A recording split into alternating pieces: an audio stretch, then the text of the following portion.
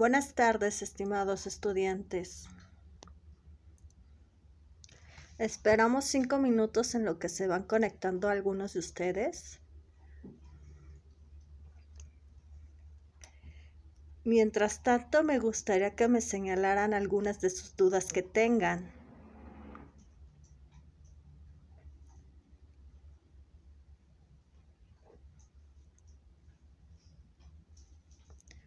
Ok, bueno, en lo que vamos escribiendo o señalando algunas de nuestras dudas, señalo que primeramente ya están sus actividades de semana 2, todas evaluadas.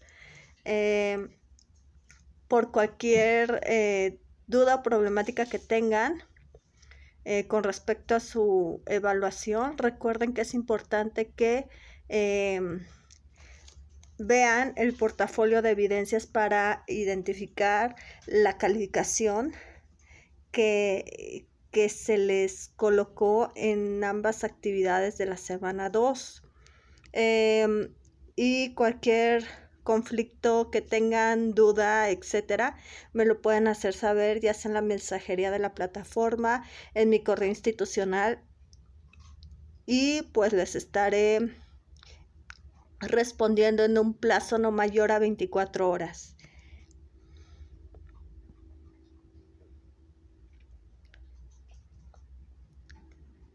Ok,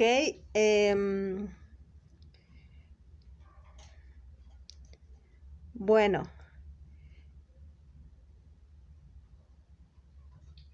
les comento que en una de sus actividades de esta semana tienen que hacer de nuevo un mapa mental. En la semana 1 realizaron en una de sus actividades un mapa mental y les compartí algunos recursos para realizar este mapa mental. Recuerden que los mapas mentales van primeramente, si puedo aquí compartir en el pizarrón que tengo,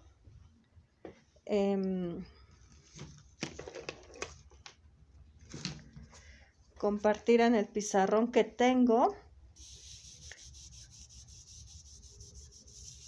cómo es un mapa mental.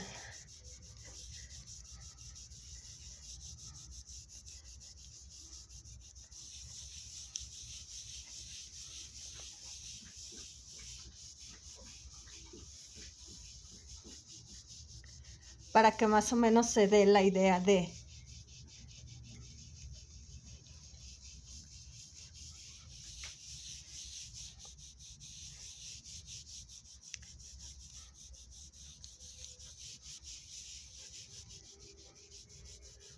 Un mapa mental prácticamente empieza de en medio. Lo que viene siendo la temática principal empieza en la parte de en medio.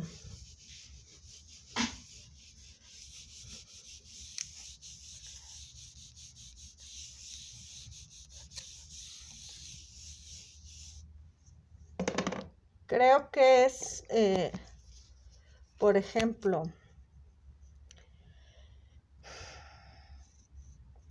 voy a hablar de la Segunda Guerra Mundial, por ejemplo.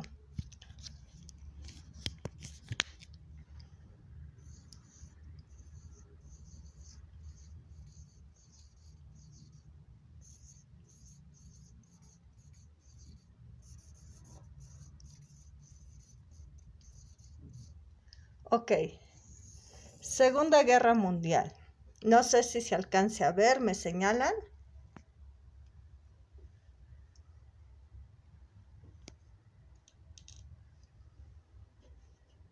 Segunda Guerra Mundial en la parte del medio. Aquí puedo colocar un dibujo que represente a la Segunda Guerra Mundial, o un círculo o triángulo o rectángulo, etcétera. Después voy a sacar ramificaciones.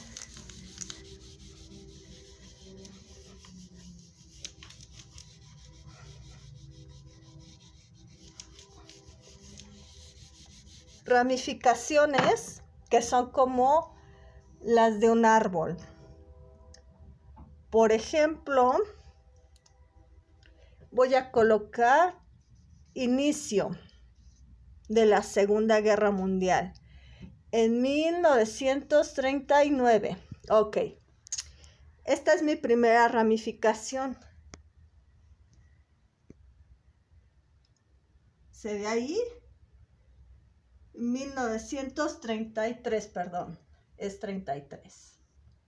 33. ¿Por qué 1933? Recuerden que para algunos historiadores, 1933 es el inicio de la Segunda Guerra Mundial porque es cuando toma el poder de Führer Hitler.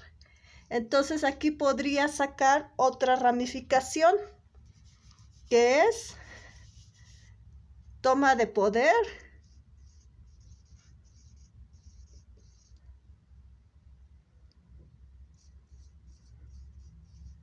de Hitler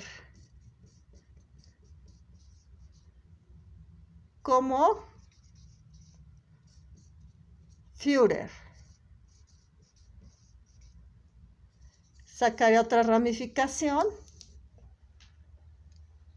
Aquí aparece.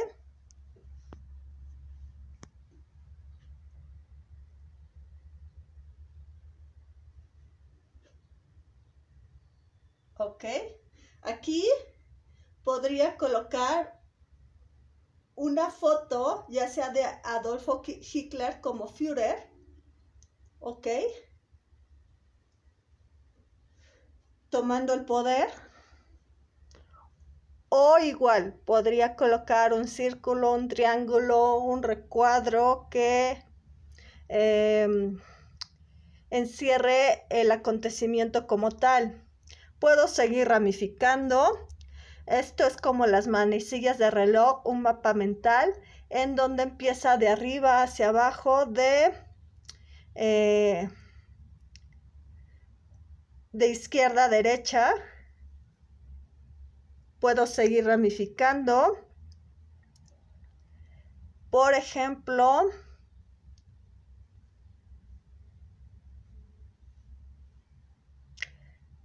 potencias o potencias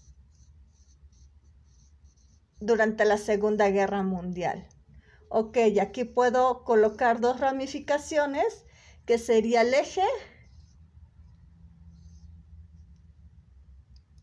eje y los aliados. Ok, aquí está, aquí aparece potencias, eje y aliados. Puedo seguir ramificando. ¿Quiénes son los del eje? Bueno, los del eje es Alemania, Italia y Japón. Puedo colocar Alemania,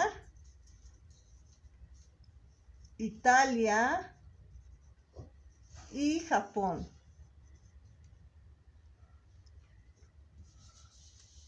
¿Quiénes son los aliados? Puedo colocar como aliados, y aquí puedo ramificar, Francia, por ejemplo, Gran Bretaña, otra ramificación que vendría siendo la URSS, Unión Soviética, y al final Estados Unidos. Puedo ramificar de esta manera. Puedo colocar imágenes nuevamente. Puedo abrir otra ramificación aquí. Abrir otra ramificación que hable, no sé, de los tratados. El término, quizá. O el tratado que violó Hitler, por ejemplo. Aquí colocar, no sé, por ejemplo, cuando invadieron los alemanes a Polonia, podría ser otra ramificación acá, a lo mejor, y cuando Estados Unidos bombardeó Hiroshima y Nagasaki. Aquí, por ejemplo, cuando termina la Segunda Guerra Mundial. Este es mi mapa mental de la Segunda Guerra Mundial. Así es como podrían ustedes realizar su mapa mental que les piden en la actividad integradora de esta semana.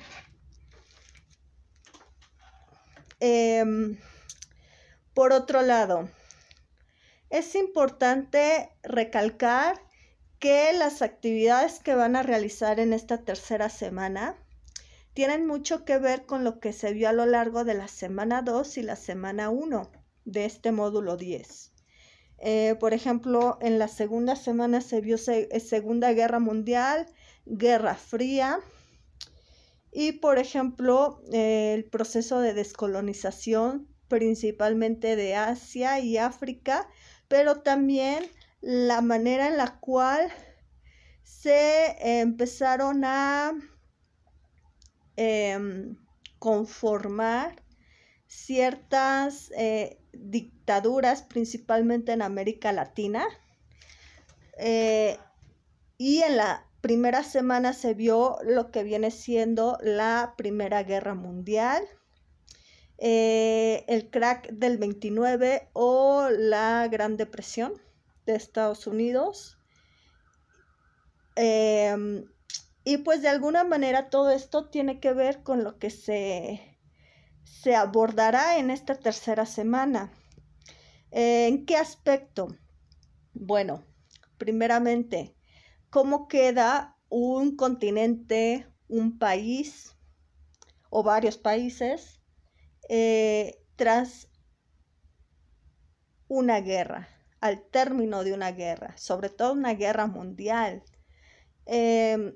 Y que da inicio a que el mundo se divida en dos bloques, socialista y capitalista, izquierda, derecha, o democrática, socialista. ¿En qué forma queda el mundo, por así decirlo, al término de una guerra, de una Segunda Guerra Mundial y al inicio de una Guerra Fría? Bueno, evidentemente queda con grandes retos, con grandes desafíos, que es lo que se va a ver en esta tercera semana.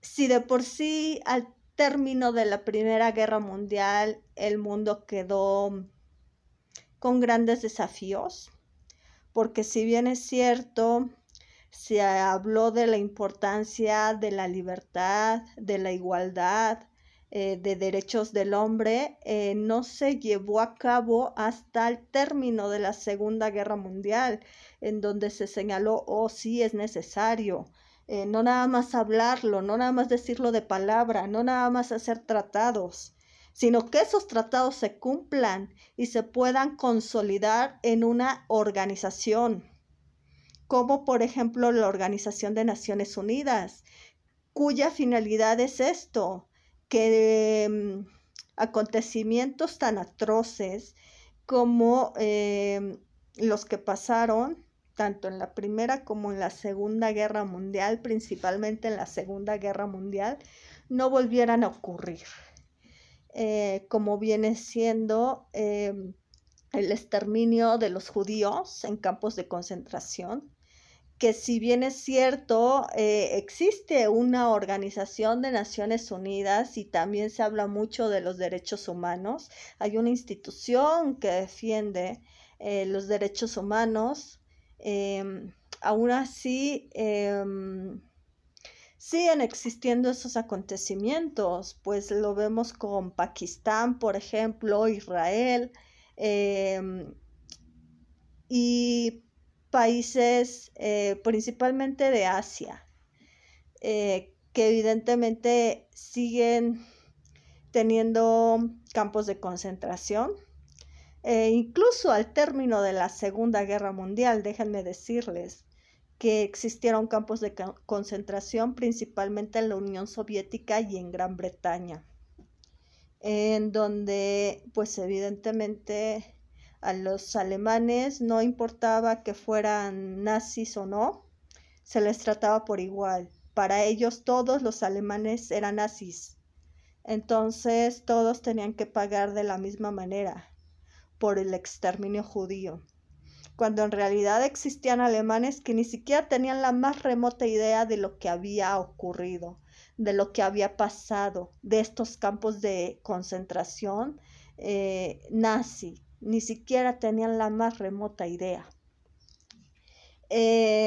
Aún así, pese a existir estas organizaciones, pese a hablarse y ya ser penado o castigado de alguna manera el que se violen ciertos derechos del hombre, ciertos derechos humanos, aún así siguen existiendo conflictos que denotan que se vuelven a repetir estas atrocidades, estos eventos. Y pues esos son los desafíos, algunos de los desafíos, porque también tienen que ver a nivel político, a nivel cultural, a nivel social, a nivel religioso incluso, etcétera.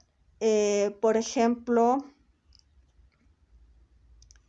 si bien es cierto que estoy hablando de esta parte de que se repitieron algunos acontecimientos parecidos al exterminio nazi con los judíos, el exterminio judío por parte de los nazis.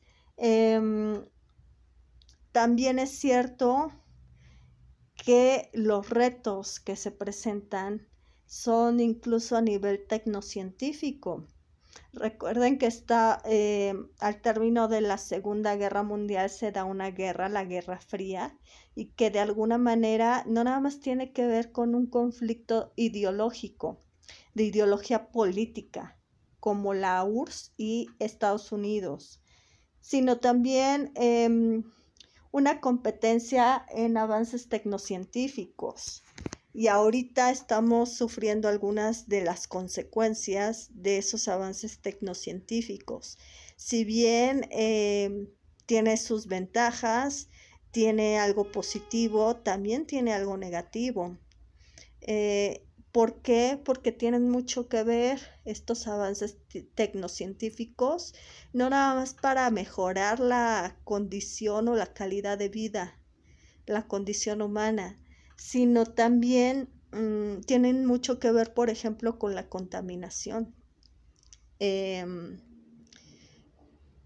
Claro ejemplo, por ejemplo, la industria textil, si bien es cierto, avanzó con las máquinas que de alguna manera reducían los tiempos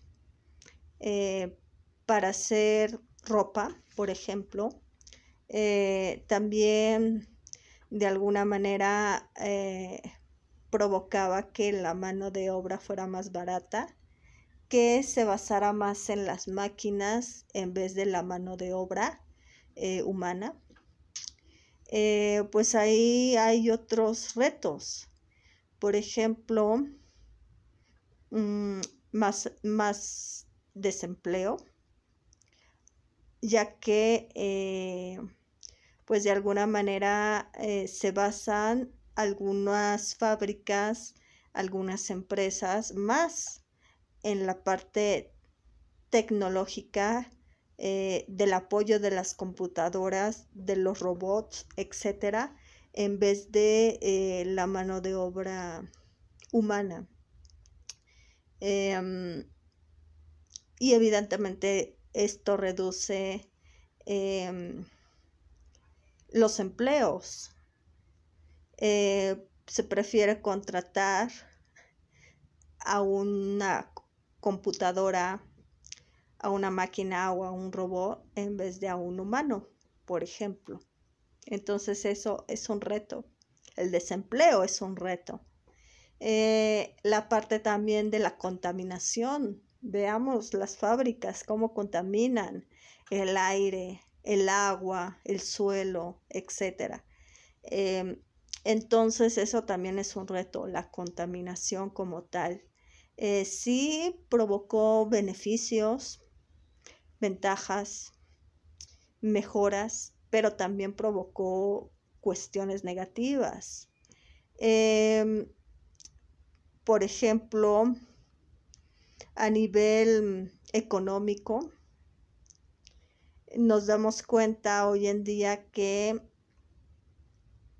por ejemplo, desde el crack del 29, no nada más esta depresión le pegó a Estados Unidos, sino también le pegó a otros países que dependían económicamente hablando de Estados Unidos. Claro ejemplo es México.